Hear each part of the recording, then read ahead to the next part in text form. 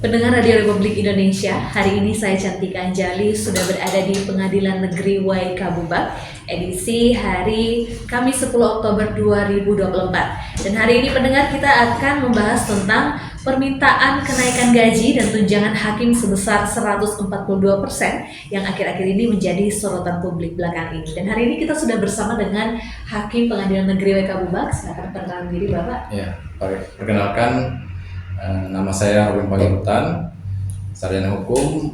Saya di sini bertugas sebagai hakim dan juga juru bicara di Pengadilan Negeri Waikabubak.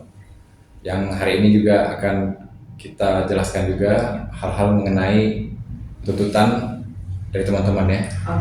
Oke, terima kasih Pak Robin untuk waktunya. Pak Robin bisa dijelaskan kepada para pendengar, sebenarnya apa sih alasan utama para hakim menuntut kenaikan gaji dan tunjangan sebesar 142% itu sendiri?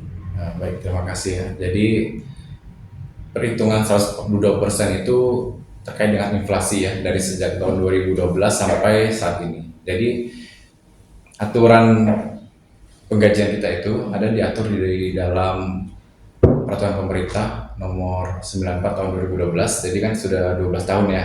Nah, itu tidak mengalami perubahan sampai hari ini dan sedang diupayakan untuk dilakukan revisi. Nah, ada beberapa tadi tuntutannya, kenapa alasannya harus dirubah gitu. Jadi itu juga ada dalam press release-nya teman-teman ya di Solidaritas Hakim Indonesia. Ya, yang pertama tadi saya bilang karena adanya inflasi yang sudah 12 tahun itu tidak pernah berubah, jadi kebutuhan semakin naik sedangkan gajinya masih tetap.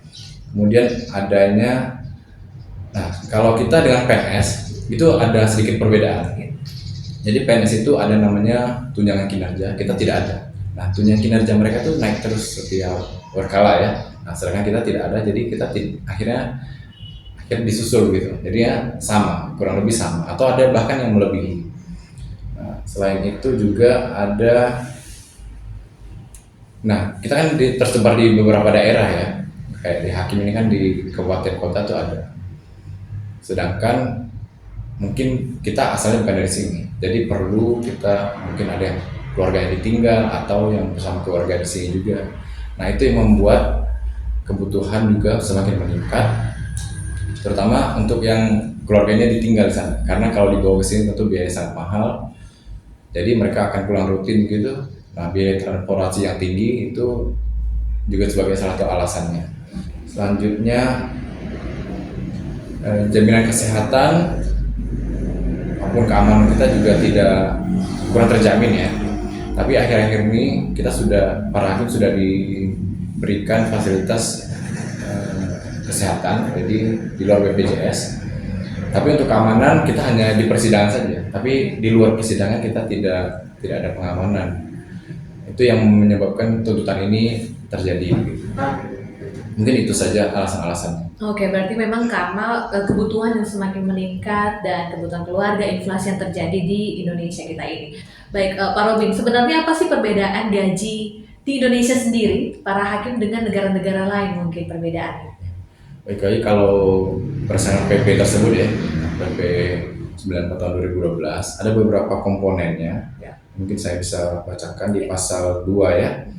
Hak keuangan dan fasilitas itu ada gaji pokok. Nah, gaji pokok itu sama dengan PNS. Jadi misalnya range-nya ya 2 juta lebih sampai sekian ya. Tapi kalau yang mulai dari awal yang memang 2 juta sekian kalau belum menikah dan lain-lain.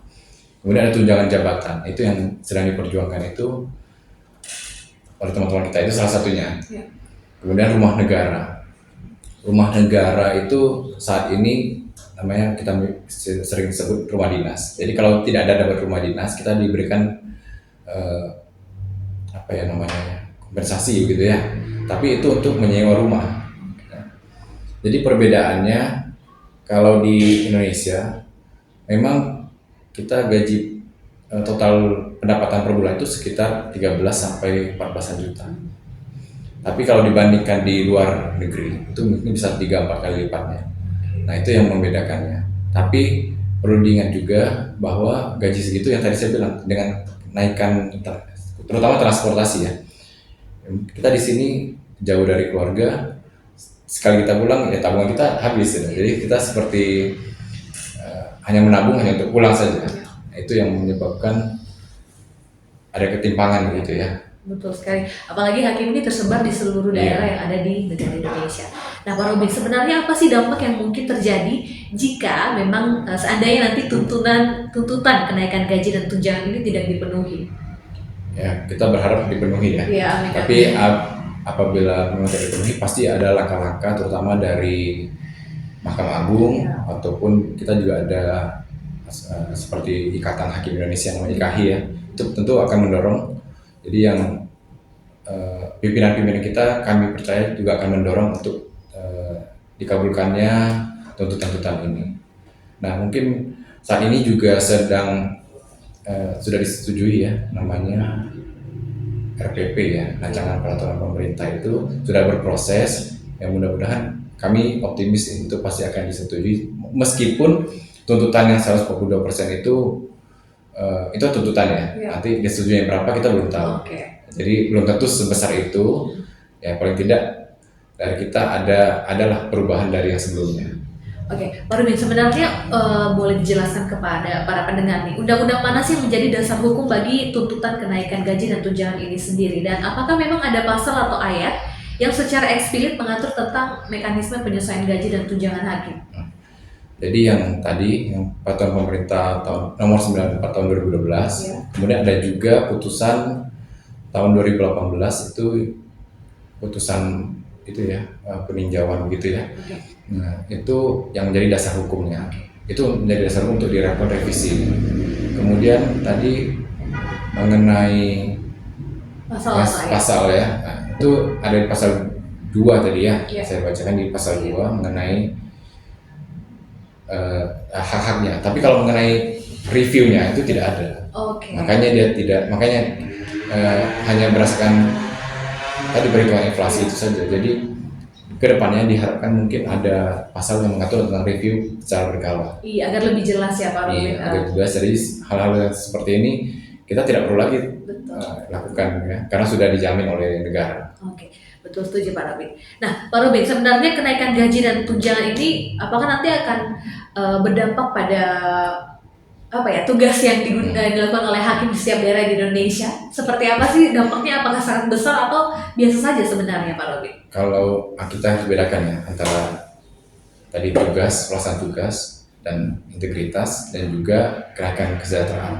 Jadi kalau untuk integritas kami rasa itu memang harus dari awal pun kami bergabung ke Mahkamah Agung itu selalu ditekankan. Jadi profesionalitas, integritas dari semua kalau di hakim ada namanya kode etik, itu tentu kami laksanakan dengan sebaik-baiknya. Jadi saya rasa tidak ada yang bermain-main dengan itu. Kalaupun ada, itu hanya segelintir saja. Masih banyak, saya yakin masih banyak teman-teman kita yang integritasnya bisa diuji, bisa dipertanggungjawabkan. Dan apalagi yang sekarang-sekarang ini, saya yakin itu. Nah, untuk terkait dengan kenaikan tunjangan, apakah berpengaruh? Kalau misalnya memang integritasnya sudah baik, ya tentu dia tidak akan berpengaruh dengan integritas karena dia sudah baik, integritas sudah baik ya. Nah itu hanya sebagai dari sisi penghargaan negara saja, karena memang tugas dan tanggung jawab kita itu sangat berat, resikonya juga sangat berat. Kita kan tidak tidak ada keamanan sendiri ya. Kemudian tanggung jawab kita juga sangat tinggi, kadang-kadang kita memutus seseorang atau bersalah tidak itu kan hati nurani juga dipakai, hukum juga dipakai ya. Kemudian ya segala macam kita pertimbangkan. Jadi hal itu menurut saya sangat berat sih tugas hakim ini dengan resikonya juga.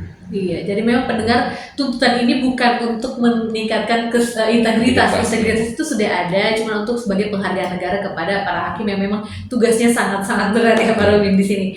Oke baik, Pak Robin, sebenarnya kalau ini kita kembali lagi ke awal. Ada tidak alternatif solusi selain kenaikan gaji dan tunjangan yang dituntut oleh para hakim kalau menurut Pak Robin secara pribadi? Jadi alternatifnya tadi selain kenaikan gaji tunjangan, keamanan, kemudian tempat tinggal itu kalau di sini mungkin masih layak ya.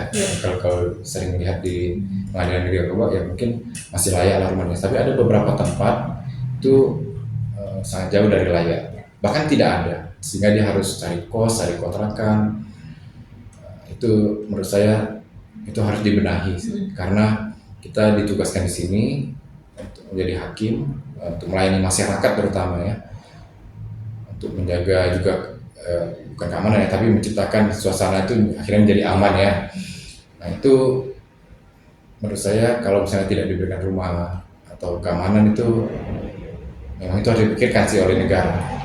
Oke, baik. Pak Robin, terakhir nih Pak Robin, bagaimana perkembangan tuntutan ini saat ini dan apa sih harapannya Pak Robin secara sebagai hakim di Pengadilan Negeri Sumba Barat untuk tuntutan seperti ini? Silakan Pak Robin.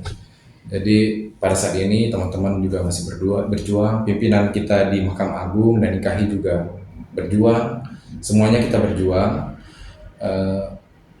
Dan saat ini masih dalam, kalau teman-teman di Solidaritas Hakim Indonesia, mereka sedang ke beberapa pihak ya untuk ya mendapatkan dukungan dan juga untuk menjelaskan kenapa sih harus ada ini tuntutan ini.